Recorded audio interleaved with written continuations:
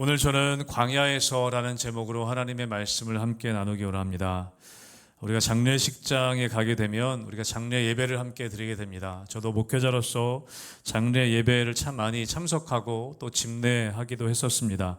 그 장례식장에 가서 함께 나누는 말씀들은 한정되어 있습니다.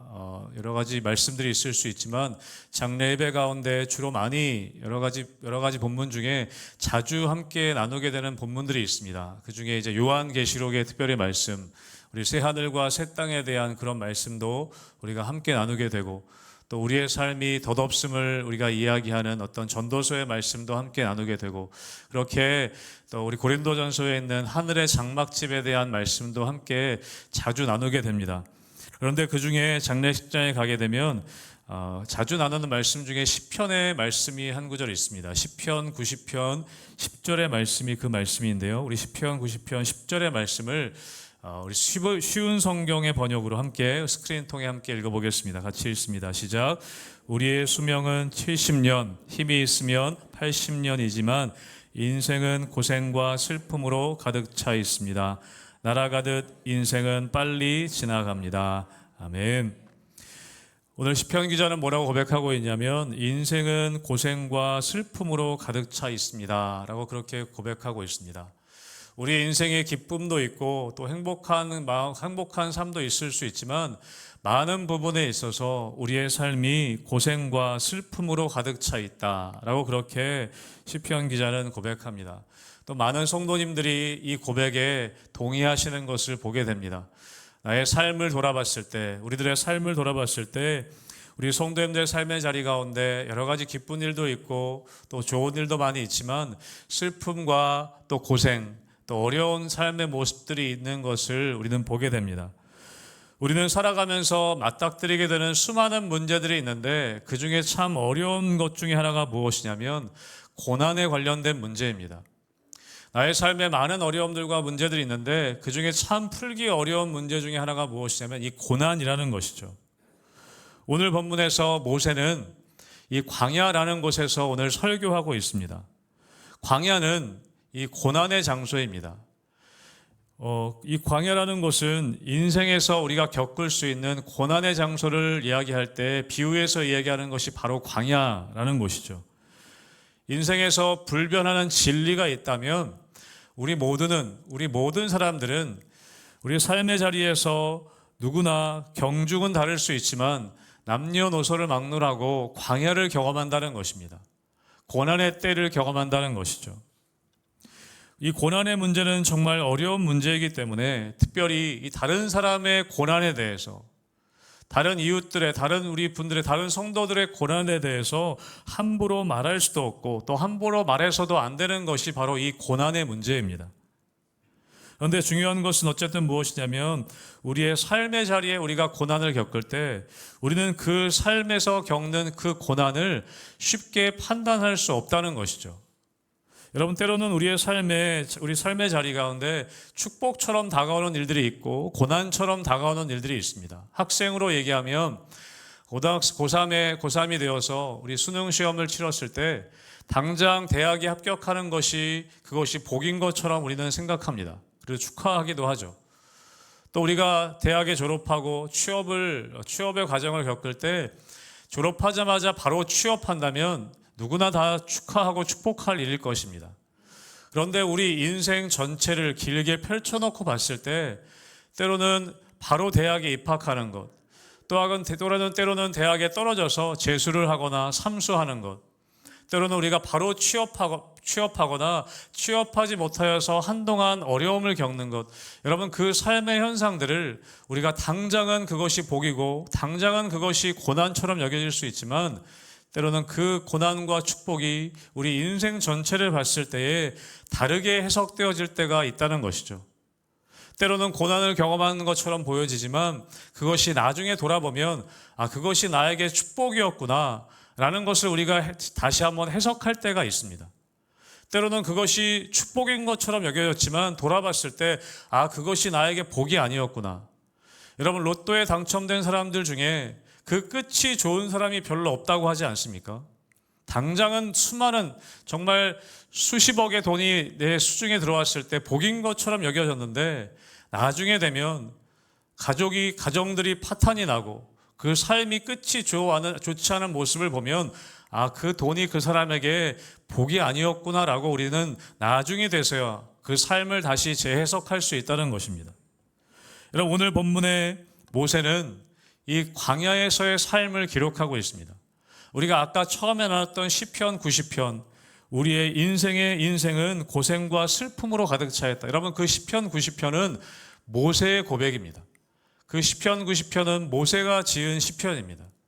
모세는 그 광야 생활 가운데 이 광야를 겪으면서 그의 인생이, 또 우리의 삶의 인생이 고생과 슬픔으로 가득했다라는 것을 이미 경험한 사람이었습니다. 그런데 오늘 이 신명기를 기록하면서 모세는 이 이스라엘 백성들, 특별히 이 가나안 땅에 입성을 앞두고 있는 출애굽 2세대들에게 오늘 이 광야에 대한 삶의 이야기를 해주고 있습니다. 여러분, 신명기는 신자가 거듭 신자입니다.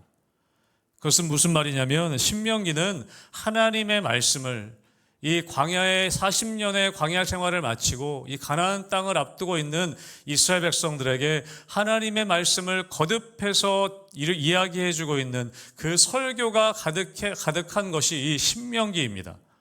그래서 오늘도 특별히 8장에 보면 이 이스라엘 백성들이 왜 광야를 걸어와야 했는지, 그리고 그 왜 광야가 필요했는지, 또 앞으로의 삶의 광야를 겪게 됐을 때 그 광야를 어떻게 보내야 하는지를 오늘 이스라엘 백성들에게 말씀해 주고 있습니다. 이스라엘 백성들의 삶은 수많은 광야와 또 수많은 그 광야의 위협 속에 살고 있었습니다. 여러분, 때로는 우리의 인생을 어떤 사람들은 산을 오르는 것에 비유할 때가 있습니다. 정상을 오르는 그런 산의 꼭대기에 올랐다가 노년에 다시 그 산을 내려오는 것 같은 그런 산에 오르는 것이 우리의 인생의 비유로 얘기할 때가 있습니다. 그런데 어떤 책에 보니까 이 광야를 읽다라는 제목의 책이 있는데 그 책에서 저자가 이야기하는 것이 무엇이냐면 우리의 인생을 산에 오르는 것으로 비유하는 경우가 많은데 사실 우리의 인생이 산을 오르는 것이 아니라 사막을 건너는 것과 같다. 그렇게 이야기하고 있습니다. 그 책에서 뭐라고 얘기하냐면 인생은 정상에 오르기 위한 여정이 아니라 가야 할 곳에 가는 여정이다. 우리의 목표는 정상에 오르는 것이 아니라 광야를 무사히 통과해서 약속의 땅 가나안에 들어가는 것이다. 그렇게 이야기하고 있습니다. 여러분, 우리는 뭔가 자꾸 꼭대기에 오르려는 성공을 쫓아가는 삶을 살기 때문에 허무하고 낙심한다는 것입니다. 우리가 우리의 삶에 그런 것들 경험하지 않습니까? 취직할 때 보면 취직하는 것이 목적이 되어서 목표가 되어서 취직이 되어서 목표에 오른 것 같은데 여러분, 사실 거기서부터 광야가 시작되는 것을 우리는 경험하게 됩니다. 여러분, 결혼도 마찬가지지 않습니까? 우리가 동화책에 보면 멋진 왕자와 이쁜 공주가 함께 여러 가지 어려운 일을 겪다가 만나서 이제 결혼하고 행복하게 살았다. 보통 동화가 그렇게 끝나지 않습니까? 여러분, 그러나 결혼은 끝이 아니라 또 다른 광야의 시작이라는 것을 우리는 알고 있습니다. 물론 기쁜 일도 있고 좋은 일도 있지만 결혼이라는 것, 가정이라는 것 또한 새로운 광야가 펼쳐지는 것이 바로 우리의 삶이라는 것이죠. 사랑하는 성도 여러분, 우리 모두는 지금 광야를 걷고 있습니다. 어디로 가는 것이 맞는 것인지도 잘 모르고 때로는 고단하고 어렵지만 더 고단하고 덜 고단할 뿐이지 우리 모든 사람들은 광야를 걷고 있다는 것이죠. 사랑하는 성도 여러분, 그 길 가운데 여러분 하나님의 은혜가 가득하시기를 주님의 이름으로 축복합니다. 여러분, 그렇다면 하나님이 우리의 삶에 광야를 걷게 하신 이유가 무엇일까? 왜 광야라는 곳을 허락하시는 것일까? 물론 우리가 살아가다 보면 내 삶에서 내가 잘못했기 때문에, 내가 잘못된 결정을 했기 때문에 겪게 되는 고난도 있습니다. 그런데 열심히 살아가는데 또 하나님을 믿고 하나님 말씀을 따라 어떻게든지 좀 살아보려고 하는데 그럼에도 불구하고 겪게 되는 광야와 고난이 있다는 것이죠. 오늘 신명기 8장 5절에 보면 모세가 이렇게 이야기하고 있습니다. 같이 함께 우리 읽어보겠습니다. 8장 5절 다시 한번 같이 읽습니다. 시작.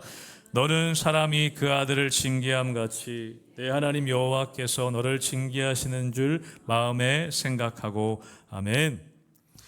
모세는 뭐라고 얘기하냐면 그 광야와 고난이 하나님을 향한 불신앙으로 인해서 이스라엘 백성들이 징계를 받는 것이다 라고 그렇게 이야기합니다. 여러분, 그런데 이 징계라는 것이 우리가 생각하는 벌일 수도 있고 심판일 수도 있습니다. 그런데 이 징계라는 단어의 원어의 뜻을 보면 또 다른 의미가 있는 것을 보게 됩니다. 우리 8장 5절의 말씀을 세번역 성경으로 같이 한번 다시 읽어보겠습니다. 세번역 성경으로 다시 읽습니다. 시작.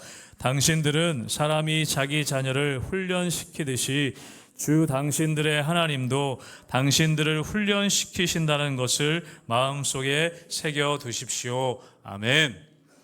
우리 개역 개정에는 징계라고 표현되어 있지만 원래 원어와 오늘 세번역 성경에 뭐라고 되어 있습니까? 훈련시키듯이 하나님께서 우리들을 훈련시키신다라고 말씀합니다. 여러분, 하나님의 징계의 목적은 때로는 우리가 불순종해서 하나님의 징계를 받을 수 있지만 여러분, 그 징계는 징계 자체가 목적이 아니라는 것입니다. 8장 오늘 읽은 2절 말씀에도 이렇게 기록되어 있는데요. 내 하나님 여호와께서 이 40년 동안에 내게 광야길을 걷게 하신 것을 기억하라. 이는 너를 낮추시며 너를 시험하사라고 되어 있습니다. 여러분, 광야의 길을 걷게 하신 이유는 무엇이냐면 시험하시기 위함이었다. 하나님의 시험은 영어 성경에 보면 테스트라고 되어 있습니다. 여러분, 이 사단의 시험과 하나님의 시험은 다릅니다. 사단의 시험은 우리를 유혹하여서 넘어뜨리기 위함입니다. 그러나 하나님의 시험, 이 테스트는 우리를 넘어뜨리기 위함이 아니라 우리를 성장시키고 성숙시키기 위함이라는 것이죠.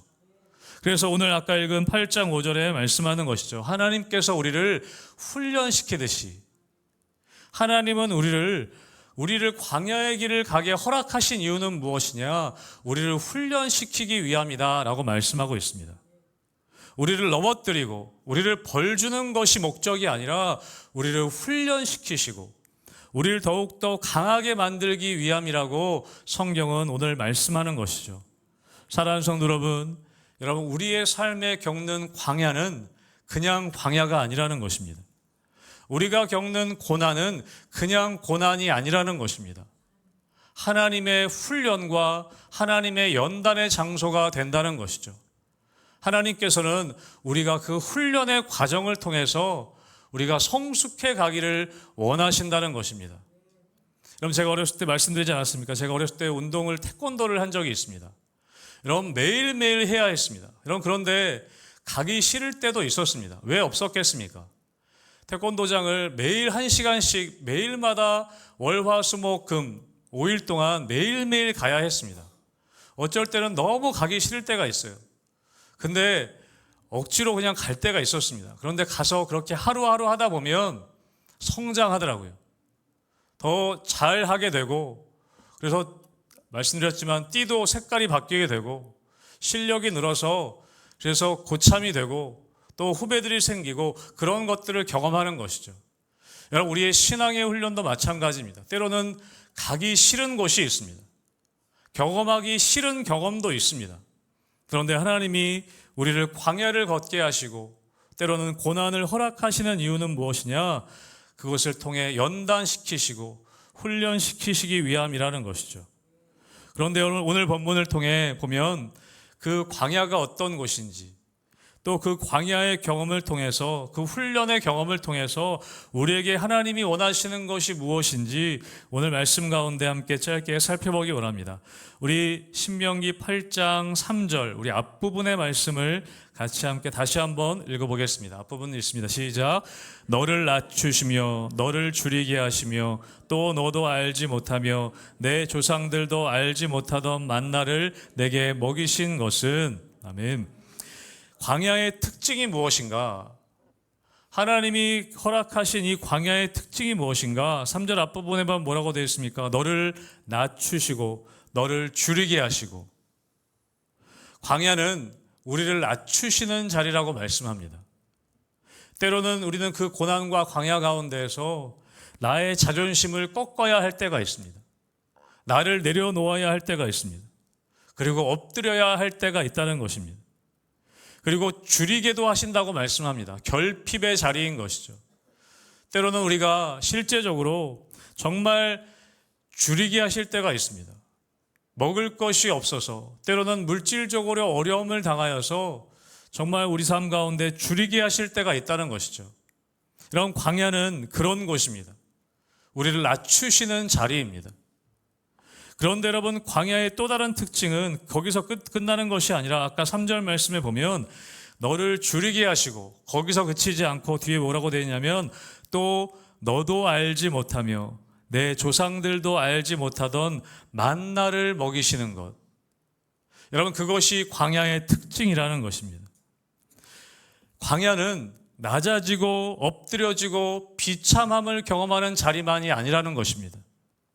결핍으로 인해서 마음이 저리는 아픔이 있지만 그것으로 그치는 자리가 아니라는 것입니다. 사랑하는 성도 여러분, 이스라엘 백성들은 그 광야에서 무엇을 경험했냐면 하나님이 내려주시는 만나를 경험했다는 것입니다. 하나님이 특별히 공급하시는, 너도 알지 못하고 내 조상들도 알지 못하는 특별한 하나님의 공급하심을 배우는 장소가 광야라는 것입니다. 여러분, 만나는 광야에서만 얻을 수 있는 하나님의 특별한 은혜였습니다. 그 만나는 가나안 땅에 들어갔을 때 그쳤습니다. 더 이상 내리지 않았습니다. 여러분, 광야에서만 느낄 수 있는 은혜가 있습니다. 광야에서만 하나님이 공급해 주시는 은혜가 있다는 것입니다. 우리 성도님들의 삶을 함께 나누고 신방하다 보면 그러한 간증들을 많이 듣습니다. 그냥 편안할 때는 경험할 수 없는 광야에서만 느낄 수 있는 그 하나님의 은혜들을 우리 성도님들의 삶 가운데 경험하시는 그런 이야기들을 우리는 듣습니다. 사랑하는 성도 여러분, 이런 광야는 우리를 낮추시는 자리인 것은 맞습니다. 내가 낮아집니다. 여러분, 남자분들은요, 군대 가면 낮아집니다. 군대 가면 실제적으로 계급도 낮아집니다. 여러분, 세상에서 뭐 사장님하고 왔다고 바로 병장 시켜주지 않습니다. 군대 들어가면 훈련병부터 시작합니다. 나이가 많아도, 나이가 젊어도 아무런 세상의 기준과 상관없이 군대에 들어가면 다 훈련병으로 시작하는 것입니다. 다 낮아집니다. 여러분, 훈련병 되면요, 왜 그렇게 어리버리한지 모르겠습니다. 세상에서는 날고 긴다 해도 군대에 들어가면 다 어리버리합니다. 여러분, 그렇게 시작하는 것이죠. 여러분, 광야라는 곳이 그런 곳입니다. 하나님이 우리를 낮추시는 자리입니다. 실제적으로 내가 낮아집니다. 그런데 중요한 것은 무엇이냐면 그곳에서만 경험할 수 있는 특별한 하나님의 은혜가 있다는 것입니다. 하나님이 채워주시는, 하나님의 하늘로부터 내려오는 만나의 은혜가 있다는 것이죠. 여러분, 하나님께서는 우리가 광야를 통해 경험케 하시는 것이 무엇이냐? 우리 하나님 믿는 사람들은 위로부터 내려오는 것을 통해 살아가는 존재라는 것을 깨닫게 해주시는 것입니다.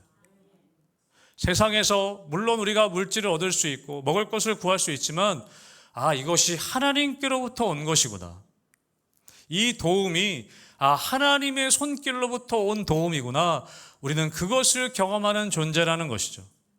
다른 사람들이 나를 도와줄 때가 있고, 다른 사람들을 통해 내가 어떤 유익을 경험할 때가 있지만, 그것조차도 하나님의 손길이구나, 이것이 하나님이 허락하신 은혜이구라는 것을 깨닫게 되는 것이 여러분, 광야를 걷는 우리 성도의 은혜라는 것입니다. 이스라엘 백성들은 그 척박한 광야에서 다른 어떤 민족도 경험해 보지 못한 하나님께서 주시는 만나를 경험했습니다. 여러분, 이 만나를 경험한 사람과 이 만나를 경험해 보지 못한 사람의 삶은요, 천지 차이입니다. 여러분, 똑같이 우리가 물질적으로, 똑같이 우리가 경제적으로 여러 가지 어려움들이 있을 때, 우리가 채워짐의 은혜를 경험할 때, 이것이 하나님께로부터 온 것이구나. 아니면 이건 내가 잘해서 그렇구나. 여러분, 그 사람의 삶은요, 천지 차이가 되는 것입니다. 여러분 각자에게 꼭 필요한 것으로 먹이시고 공급하시는 여러분 그 만나의 은혜를 경험할 수 있게 되시기를 주님의 이름으로 축복합니다. 여러분, 그래서 시편 기자는 이야기합니다. 하나님의 선하심을 맛보아 알지어다. 여러분, 맛보는 것이 중요합니다. 지식으로 아는 것이 아니라 그 광야에서 내려주시는, 그 광야에서 공급해 주시는 그 하나님의 은혜를 맛본 사람은 그 삶이 달라지는 것이죠. 여러분, 오늘 하나님께서는 이스라엘 백성들이 그 광야에서 낮아지고 줄일 뿐만 아니라 겸손해질 뿐만 아니라 하나님의 공급하심을 경험하길 원하셨습니다. 여러분, 또 그 광야의 경험을 통해 하나님께서 우리에게 원하시는 것이 무엇인가? 우리 오늘 읽지 않았지만 8장 16절의 말씀을 같이 함께 우리 스크린을 통해 읽어보겠습니다. 8장 16절입니다. 시작. 내 조상들도 알지 못하던 만나를 광야에서 내게 먹이셨나니 이는 다 너를 낮추시며 너를 시험하사 마침내 내게 복을 주려 하심이었느니라. 아멘. 그 광야를 경험하게 하시고 그들을 낮추신 이유가 분명히 뭐라고 말씀하십니까? 마침내 내게 복을 주려 하심이라. 사랑하는 성도 여러분, 이것을 믿으시기를 주님의 이름으로 축복합니다. 우리에게 광야를 걷게 하시는 이유가 무엇이냐? 마침내 복을 주려 하심이라. 여러분, 그런데 그 복이 무엇일까? 하나님이 그 광야를 걷는 이스라엘 백성들에게 주려고 하셨던 진짜 복이 무엇일까? 우리 오늘 읽었던 8장 3절의 말씀을 같이 함께 다시 읽습니다. 8장 3절입니다. 시작. 너를 낮추시며 너를 줄이게 하시며 또 너도 알지 못하며 내 조상들도 알지 못하던 만나를 내게 먹이신 것은 사람이 떡으로만 사는 것이 아니요 여호와의 입에서 나오는 모든 말씀으로 사는 줄을 내가 알게 하려 하심이니라. 아멘. 여러분, 진짜 복이 무엇입니까? 광야를 통과한 이스라엘 백성들이 경험했던 마침내 복을 주려 하심이라. 여러분, 진짜 복이 무엇일까요? 오늘 하나님이 말씀하세요. 사람이 떡으로만 사는 것이 아니요. 여러분, 떡이 무엇입니까? 떡으로 대표되는 것이 무엇입니까? 오늘 본문에 보면 9절과 10절에 보면 하나님이 이런 말씀을 하십니다. 내가 먹을 것에 모자람이 없고 내가 아무 부족함이 없는 땅이며 그 땅의 돌은 철이요 산에서는 동을 캘 것이라. 내가 먹어서 배부르고 내 하나님 여호와께서 옥토를 내게 주셨으므로 말미암아 그를 찬송하리라. 여러분, 이것이 떡이죠. 눈에 보이는 떡입니다. 밀과 보리에 소산이 있고 포도와 무화과와 석류와 감람나무와 꿀이 자라고 먹어서 배부르게 하시는, 여러분, 실제적으로 하나님은 우리에게 떡을 허락하시기도 합니다. 떡의 은혜, 떡의 복을 허락하실 때도 있습니다. 전 여러분이 그런 떡의 은혜도 경험하게 되시길 주님의 이름으로 축복합니다. 여러분, 그런데 광야를 경험하는 이스라엘 백성들에게 주시는 하나님의 진짜 복은 무엇이냐면 사람이 떡으로만 사는 것이 아니고 하나님 아버지 여호와의 입에서 나오는 모든 말씀으로 사는 줄을 알게 하려 함이라. 사랑하는 성도 여러분, 그것이 진짜 복인 줄로 믿습니다. 여러분, 하나님이 우리에게 떡을 공급해 주실 때가 있어요. 그 낮아지고 줄였던 그 광야에서 만나를 허락하시지 않습니까? 그런데 진짜 복은 무엇이냐면 하늘에서 내리를 만나를 먹는 것도 큰 복이지만 진짜 복은 무엇이냐면 하나님의 입에서 나오는 말씀으로 사람은 사는 것이구나. 하나님 믿는 사람들은 하나님의 입에서 나오는 말씀으로 사는 사람들이구나. 여러분, 그것을 경험하는 것이 진짜 복이라는 것입니다. 우리의 삶은 여러분 떡으로만 사는 존재가 아니라는 것입니다. 하나님을 믿는 사람들은 떡으로만 사는 존재가 아니라는 것이죠. 여러분, 구약 성경에 고난당했던 대표적인 인물 중에 한 명을 이야기하라면 여러분 요셉을 이야기할 수 있을 것입니다. 여러분, 요셉은 형들에게 버림을 받죠. 노예로 팔려갑니다. 보디발의 집에서 열심히 일했는데 억울한 누명을 쓰고 감옥에 갇히게 됩니다. 여러분, 이런 광야가 어디 있겠습니까? 여러분, 우울증에 걸릴 수 있고 화병에 걸릴 수 있는 그런 상황입니다. 여러분, 그런데 성경에서는 요셉에 대해서 뭐라고 얘기합니까? 형통한 사람이라고 이야기합니다. 여러분, 요셉은 무엇을 경험한 것이냐면 떡으로만 사는 것이 아니라 너도 알지 못하고 내 조상들도 알지 못했던 그 하나님의 공급하심을 감옥 안에서도 그는 경험했던 사람입니다. 여러분, 요셉이 어렸을 때는 어떻게 지냈습니까? 아버지가 지어 입혀주시는 색동 옷을 입고 자랐습니다. 부모님의 사랑을 받고 자랐습니다. 여러분, 만약에 요셉이 그 색동 옷 속에서 평생을 살았다면 아마 그의 이름은 성경책에 기록되지 않았을 것입니다. 요셉은 낮아짐의 그 자리에서, 그 줄이는 그 광야의 자리에서 형들을 증오하는 데 시간을 낭비하지 않았습니다. 누명을 쓰고 감옥에 죄수의 신분으로 갔을 때 보디발과 그의 아내를 증오하면서 광야 생활을 하지 않았습니다. 그 낮아짐의 자리에서 요셉은 하나님을 의지하고 훈련받게 됩니다. 무슨 훈련이요? 말씀대로 사는 훈련. 하나님의 말씀으로 사는 훈련을 그 자리에서 경험했던 것입니다. 사랑하는 성도 여러분, 우리가 겪는 광야의 경험을 통해 하나님은 무엇을 알길 원하시는가? 진짜 복이 무엇인가? 마침내 복을 줄 것이다. 그 진짜 복이 무엇인가? 사람이 떡으로 사는 것이 아니라 하나님의 말씀으로 사는 것이구나.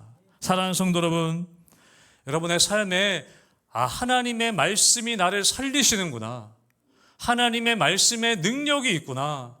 나는 하나님의 말씀으로 사는 존재이구나. 여러분, 그것을 경험하게 되시길 주님의 이름으로 축복합니다. 여러분, 고난을 경험하는데, 광야를 경험하는데 그냥 힘들기만 하고 어렵기만 하다면 여러분, 하나님이 원하시는 광야를 우리는 걷고 있는 것이 아니라는 것입니다. 우리는 그 자리에서 하나님의 말씀으로 살아내는 훈련을 해야 하는 것이죠. 여러분, 그런데 여러분이 광야에서 내려주신 여러분 이 만나를 오늘 말씀과 비교하고 있지 않습니까?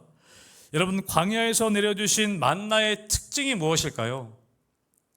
광야에서 내려주신 만나의 특징은 무엇이냐면 유통기한이 하루라는 것입니다. 하루가 지나면 다 썩어버리고 곰팡이가 쓴다는 것입니다.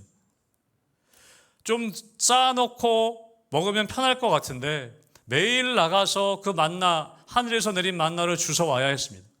하루는 이틀치를 주워와서 내가 하루는 다음 날 또 먹어야겠다 하지만 여러분, 다음 날 되면 그 만나는 다 곰팡이가 쓸고 다 먹을 수 없게 썩어버립니다.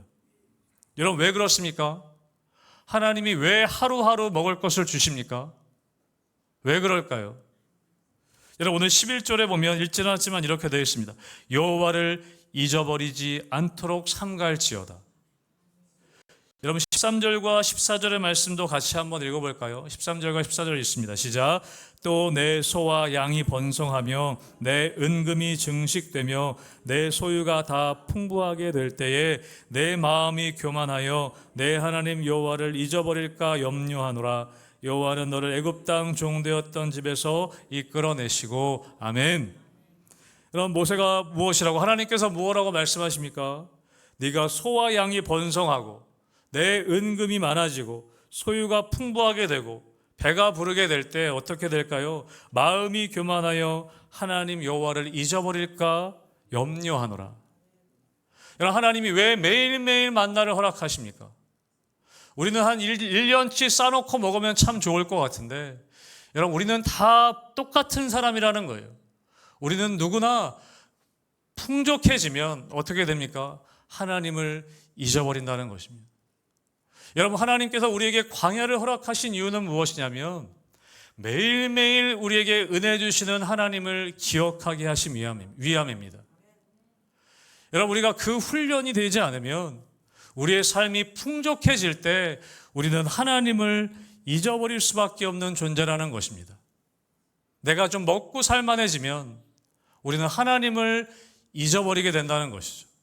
내가 힘들 때는 새벽 기도도 나가고 내가 정말 어려움 가운데 있을 때는 금식도 하고 그러는데 우리의 삶이 좀 먹고 살만해지면 우리는 하나님을 찾지 않는 존재가 바로 우리라는 것입니다. 여러분, 저도 그랬거든요. 저도 대학 들어갈 때, 신대학 갈 때 재수를 했습니다. 재수했는데 기도가 저절로 나오더라고요. 그래서 새벽 기도 막 나왔거든요. 청년 때. 근데 신대원 합격하고 나서 좀 나가봐야지, 합격하고도 좀 나가야지 했는데 안 되더라고요. 잘. 마음의 절박함이 사라지니까 하나님을 잘 찾지 않게 됩니다. 여러분, 이스라엘 백성들이 그랬다는 것입니다. 하나님께서 이스라엘 백성들에게 하루하루 먹을 수 있는 만나를 허락하신 이유는 무엇이냐면 하나님을 잊지 않게 하시기 위함입니다. 예수님께서 제자들에게 기도를 가르쳐 주실 때에도 주기도문도 그렇게 기도하라고 말씀하지 않습니까? 오늘날 우리에게 일용할 양식을 주시옵고 하루하루 먹을 양식을 구하라고 말씀하고 있습니다. 오늘 나에게 주시는 말씀을, 오늘 나에게 주시는 양식을 구하라고 말씀합니다. 왜요? 하나님을 잊어버리지 않도록. 여러분, 그래서 신명기 말씀을 우리가 쭉 묵상하다 보면요, 오늘이라는 단어가 굉장히 많이 강조됩니다. 오늘이라고 이야기합니다. 신명기 4장 40절의 말씀에 보면 이렇게 말씀하고 있습니다. 같이 함께 몇 가지 말씀만 읽어보겠습니다. 4장 40절입니다. 시작. 오늘 내가 내게 명령하는 여호와의 규례와 명령을 지키라. 너와 내 후손이 복을 받아 내 하나님 여호와께서 내게 주시는 땅에서 한없이 오래 살리라. 아멘. 5장 1절 말씀도 읽어보겠습니다. 5장 1절 시작. 모세가 온 이스라엘을 불러 그들에게 이르되 이스라엘아, 오늘 내가 너희에게 귀에 말하는 규례와 법도를 듣고 그것을 배우며 지켜 행하라. 아멘. 우리 오늘 읽은 8장 1절의 말씀도 한 번 더 읽겠습니다. 시작. 내가 오늘 명하는 모든 명령을 너희는 지켜 행하라. 그리하면 너희가 살고 번성하고 여호와께서 너희의 조상들에게 맹세하신 땅에 들어가서 그것을 차지하리라. 아멘. 여러분, 무슨 단어가 반복됩니까? 오늘이라고 얘기합니다. 오늘 명령하는 하나님의 말씀을 들어라. 오늘 내가 너희의 귀에 말하는 규례와 법도를 들어라. 오늘 명하는 모든 명령을 지켜 행하라. 여러분, 계속 반복되는 것이 무엇입니까? 우리의 신앙은 오늘의 신앙이라는 것입니다. 어제의 신앙도 아니고 어제의 은혜도 아니고 오늘의 은혜라는 것이죠. 사랑하는 성도 여러분, 우리의 신앙은 어제의 신앙으로 사는 것이 아닙니다. 어제 잘했다고 오늘 잘하는 것이 아닙니다. 여러분, 우리의 은혜는 오늘의 은혜로 사는 것입니다. 어제의 은혜 받았다고 어제의 은혜로 살지 않고 우리는 오늘의 은혜로 살아갈 수밖에 없는 존재라는 것이죠. 사랑하는 성도 여러분, 오늘의 은혜로 살아가시길 주님의 이름으로 축복합니다. 오늘의 말씀의 은혜를 경험해야 합니다. 그래서 제가 모교회에서 어렸을 때 저희 모교회에서 큐티책이 있었는데요. 그 큐티책 이름이 뭐였냐면 오늘의 만나였습니다. 오늘의 만나. 하나님은 우리가 오늘의 만나를 받아 먹기를 원하십니다. 오늘의 은혜 주시는 것을 그 은혜로 살기를 원하신다는 것이죠. 저는 여러분의 삶이 여러분 하나님이 주시는 매일매일의 말씀, 매일매일의 은혜, 오늘의 말씀과 오늘의 은혜로 살아갈 수 있게 되시기를 다시 한번 주님의 이름으로 축복합니다. 여러분, 이스라엘 백성들은 광야 가운데 그 훈련을 했던 것입니다. 낮아지고 주림을 통해 하나님께서 공급하시는 그 은혜를 경험하고 떡으로만 사는 것이 아니고 하나님의 말씀으로 사는 것이 진짜 복이라는 것을 훈련하는 광야 생활을 해왔습니다. 여러분, 그렇게 살게 되었을 때 여러분 하나님께서 또 어떤 것을 허락하시는지 우리 마지막으로 8장 7절의 말씀을 같이 함께 읽겠습니다. 8장 7절입니다. 시작. 내 하나님 여호와께서 너를 아름다운 땅에 이르게 하시나니 그것은 골짜기든지 산지든지 시내와 분천과 샘이 흐르고. 아멘. 결국에 여러분, 그 이스라엘 백성들 그 40년의 광야 훈련을 통해서 어떻게 어떤 땅으로 인도하십니까? 너를 아름다운 땅에 이르게 하신다. 여러분, 이스라엘 백성들이 범죄함으로 광야에서 고난을 당하긴 했지만 거기서 끝이 아니었습니다. 훈련을 하면 여러분, 훈련 자체가 목적은 아니라는 것입니다. 고난 자체가 목적은 아니라는 것이죠.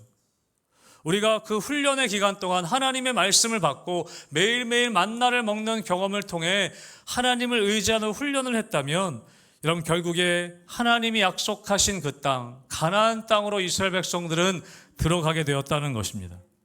여러분, 그런데 그 가나안 땅은, 그 아름다운 땅은 왜 아름다운 땅이냐? 젖과 꿀이 흘러서가 아름다운 땅이 아닙니다. 구절에 아까 읽은 말씀처럼 먹을 것이 모자르지 않기 때문에, 풍족하기 때문에 아름다운 땅이 아니라는 거예요. 여러분, 먹을 것이 풍족한 걸로 치면요, 애굽도 먹을 것은 풍족했습니다. 그런데 애굽을 아름다운 땅이라고 이야기하지 않습니다. 가나안 땅을 아름다운 땅이라고 얘기합니다. 왜요? 그곳은 하나님이 약속하신 땅이기 때문에, 하나님이 약속하신 땅이기 때문에 그곳은 아름다운 땅인 것입니다. 여러분, 우리가 기억해야 할 것은 무엇이냐면, 말씀을 따라 매일매일 주시는 매일의 만나를 먹고, 우리가 오늘 나에게 주시는 말씀을 따라 한 걸음 한 걸음 가다 보면 우리의 삶에 하나님의 약속하신 땅에 언젠가 우리는 다다르게 될 것이라는 것입니다. 우리는 그 소망을 가지고 살아가는 것입니다. 여러분, 그 땅은 눈에 보이는 어떤 물리적인 땅이 아니라 그곳은 하나님이 다스리시는 땅입니다. 하나님이 역사하시는 땅입니다. 우리에게 그 소망을 갖고 살아가라는 것이죠. 여러분, 그런 의미에서 여러분, 교회 공동체는 여러분 움직이는 공동체이어야 합니다. 여기가 좋사오니, 오늘 하나님이 주시는 하늘의 만나를 먹고 여기가 좋사오니, 그 만나만 계속 먹고 그 자리에 머무는 것이 아니라 이스라엘 백성들은 만나를 먹고 한 걸음 한 걸음 가나안 땅을 향해 전진해 갔다는 것이죠. 저는 우리 희망교회가 하나님의 말씀의 은혜를 먹고 머물러 있지 않고 여러분 한 걸음 한 걸음 전진해 나가는 교회 되기를 주님의 이름으로 축복합니다.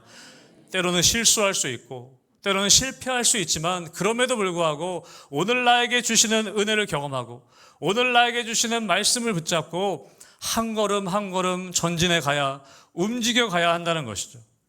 저는 여러분의 신앙생활이 그렇게 움직여가는 신앙생활 되기 원합니다. 그 자리만 머물러 있지 않고 말씀을 따라 순종하며 한 걸음 한 걸음 전진해 나갈 때 하나님이 약속하신 그 아름다운 땅, 하나님의 약속의 땅, 하나님이 다스리시는 그 삶의 자리로 성숙해가는 여러분 될 수 있기를 주님의 이름으로 축복합니다.